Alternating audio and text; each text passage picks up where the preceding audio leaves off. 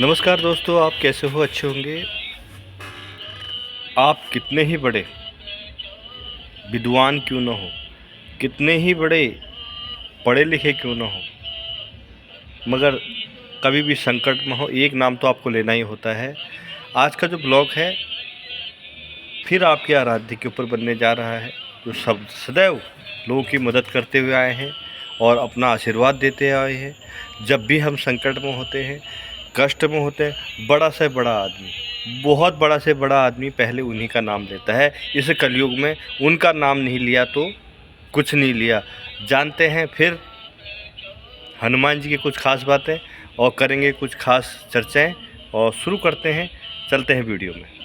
आप जानते हैं हनुमान जी के आप सच्चे भक्त हैं, तो हनुमान जी ही इस कलयुग के हमारे लिए सदैव खड़े हैं।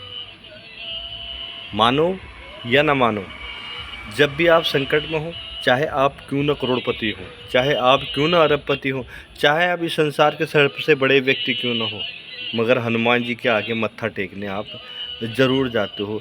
इसलिए आप हनुमान जी की हनुमान चालीसा का निरंतर पाठ करते हैं, जप करते हैं, तप करते हैं। हनुमान जी अपने भक्त को कभी भी निराश नहीं करते। इसका एक उदाहरण मैं आज आपको देने जा रहा हूँ। एक बहुत बड़े राजा प्रतापी जो लोगों को दान दिया करते थे, खूब दिल खोल के दान दिया करते थे। इतना दान कि उस क्षेत्र के लोग, उस राज्य के लोग कभी भी भूखे नहीं रहते थे। मगर राजा की यह बात कुछ लोगों को हजम नहीं होती थी। वह यह चाहते थे कि लोग काम करके खाएं। एक दिन दोपहर का समय था। राजा मंदिर में भंडारा बांटने के लिए लगे हुए थे, भंडारा वितरण कर रहे थे। तो उसी समय एक बंदर वहाँ पर एंट्री हुई।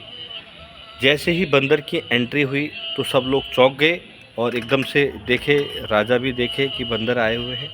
तो राजा ने 2 पूड़ी निकाली और सब्जी सहित बंदर भगवान को दे दी, चाहे वो हनुमान रूपी थे या कोई भी थे। बंदर को जैसे ही पूरी और सब्जी दी गई तो बंदर ने पूरी और सब्जी लाकर राजा के हाथ में पकड़ दी। यह देखकर राजा आश्चर्यचकित रह गए।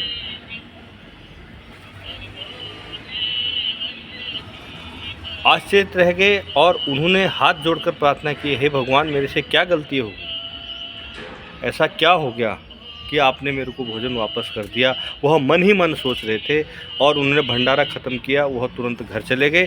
घर जाने के बाद वो काफ़ी सोचे विचारे, बोले मैंने तो किसी का बुरा नहीं किया।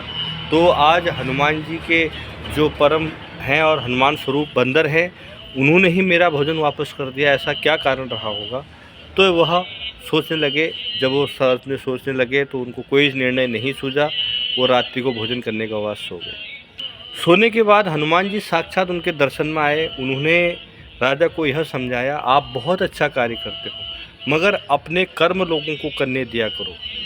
इस कलयुग में मेरे को भी भगवान प्रभु श्री राम ने आदेश बताया है, आदेश दिया है। कलयुग में मैं भी रहता हूँ, तो इन लोगों को भोजन आप तभी करवाओ जब ये मेहनत करें।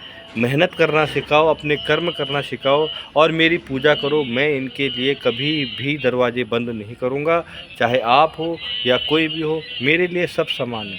तो इसलिए हनुमान जी की यह बात राजा के दिमाग में बैठ गई। वह दूसरे दिन से ही उन्होंने जो भोजन इत्यादि रोज़ बढ़ता था वह बंद करवा दिया। वह उन लोगों की मदद करने लग गए जो सच्चे मदद के हकदार थे, जो सच्चे मदद के लिए कहते थे, उन लोगों के लिए भोजन करने लग गए। मगर उन्हें एक बात का ज़रूर विश्वास हुआ कि इस संसार में सब कुछ स्थायी नहीं है, इसलिए कभी भी घमंड नहीं करना चाहिए। हनुमान जी ने हमें यही शिक्षा दी और हम भी हनुमान जी के सदैव श्री चरणों में प्रणाम करते हैं। और आप भी हनुमान जी के बताए गए मार्गों पर चलें, अपने अच्छे कर्म करें, लोगों के साथ अच्छे व्यवहार रखें, क्योंकि हनुमान जी आपको देख रहे हैं। हनुमान जी आपको देख रहे हैं, कभी भी आपको दंड के भागीदार बन सकते हैं, क्योंकि हनुमान जी की कृपा दृष्टि आपके ऊपर है, तो आपका कभी अहित नहीं हो सकता। बहुत बहुत धन्यवाद। अपने कर्म करें, हनुमान चालीसा का पाठ करें सच्चे मन से, ना किसी की चोरी करें, ना किसी के साथ दुर्व्यवहार करें, सच्चे मन से कमाएं, सच्चे मन से खर्च करें और हनुमान जी की पूजा ज़रूर करें। जय श्री राम।